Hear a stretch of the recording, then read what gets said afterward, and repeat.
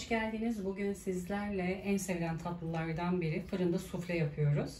Hemen tarife geçiyorum. Öncelikle oda ısısında 3 adet yumurta kırıyorum geniş bir kaseye.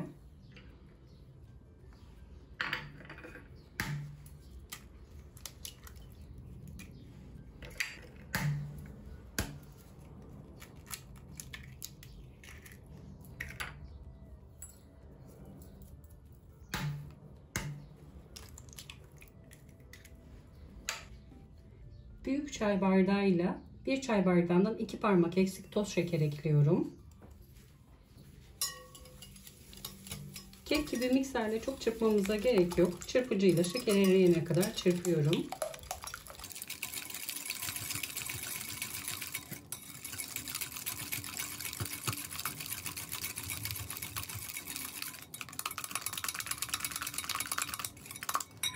Şeker ve yumurtayı kenara alıyorum.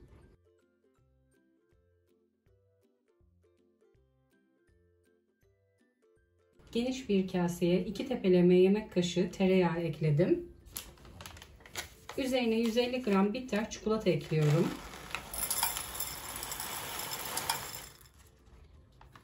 Küçük bir tencerenin ya da çaydanlığın üzerine alıyorum. Benmari usulü eritiyorum. Tereyağı ve çikolatayı eritiyorum.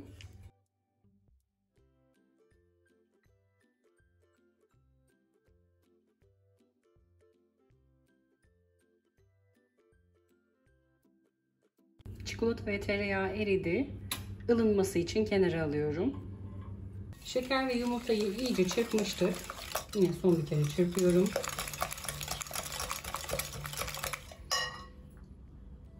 Yine büyük çay bardağıyla 1 çay bardağı süt, 1 paket vanilya,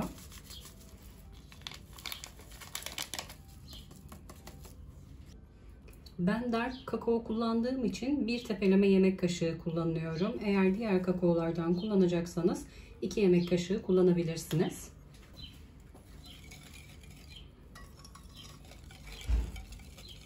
Yine bir güzel çırpıyorum.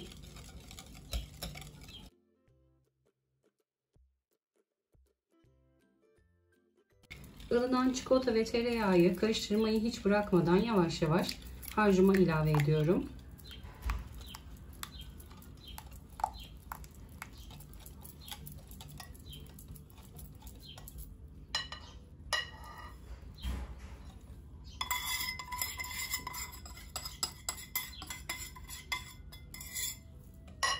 Ben bitter damla çikolata kullanmayı tercih ettim ama dilerseniz kare çikolatalardan, sütlü çikolatalardan da kullanabilirsiniz. Yaklaşık yanılmıyorsam 80 gramlık 2 paket kullanabilirsiniz.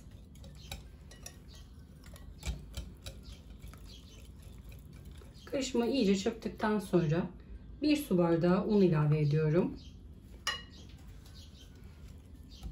Yine pürüzsüz olana kadar çırpıcıyla çırpıyorum.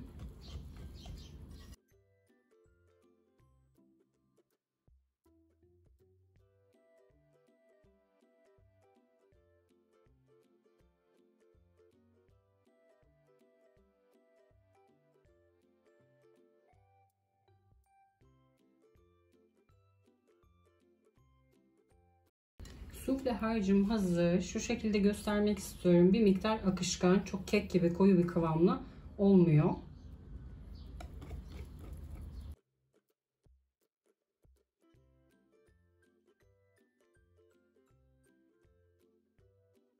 Altı adet güveç kabı kullanıyorum. Yine eksik kalırsa ilave ederim. Güveç kaplarını yağlamıyorum. Üzerinde bir parmak boşluk kalacak şekilde döküyorum.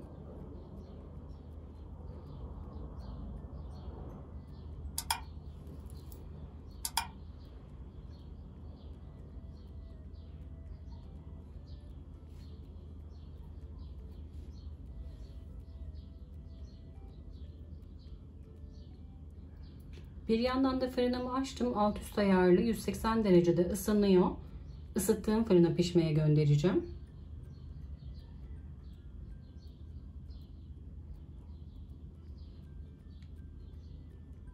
Bu ölçülerden 5 adet güveç kabı çıktı. Daha az miktarlarda doldurursanız 6 adet de çıkabilir. Suflede en önemli noktalardan biri pişme süresi. Kesinlikle telefonun alarmını kuruyorum. 15 dakikadan fazla pişirmiyorum. Daha fazla pişirdiğiniz zaman kek kıvamında katı bir kıvamlı olacaktır.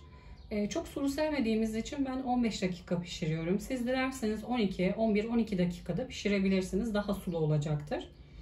İçerisinde çikolata ve tereyağı olduğu için sıcak sıcak servis edilmesi gerekiyor. Sonrasında katılaşacaktır. Önceden iyice ısıttığım fırına pişmeye gönderiyorum. Yine dediğim gibi alarmı kuruyorum.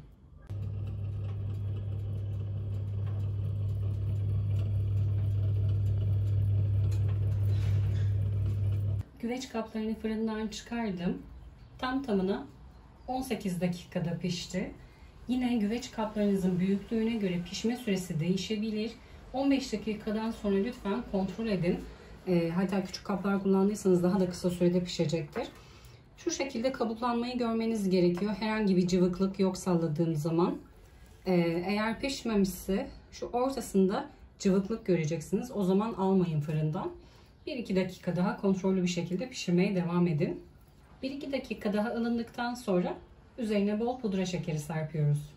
Güveç kaplarını fırın tepsisinden aldım daha fazla pişmeye devam etmesinler diye. Üzerine bol pudra şekeri serpiyorum.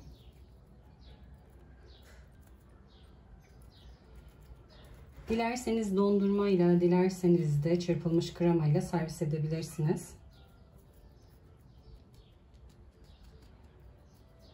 Üzerlerini çilekle süsledim. Suflemiz hazır. İç dokusunu da göstermek istiyorum.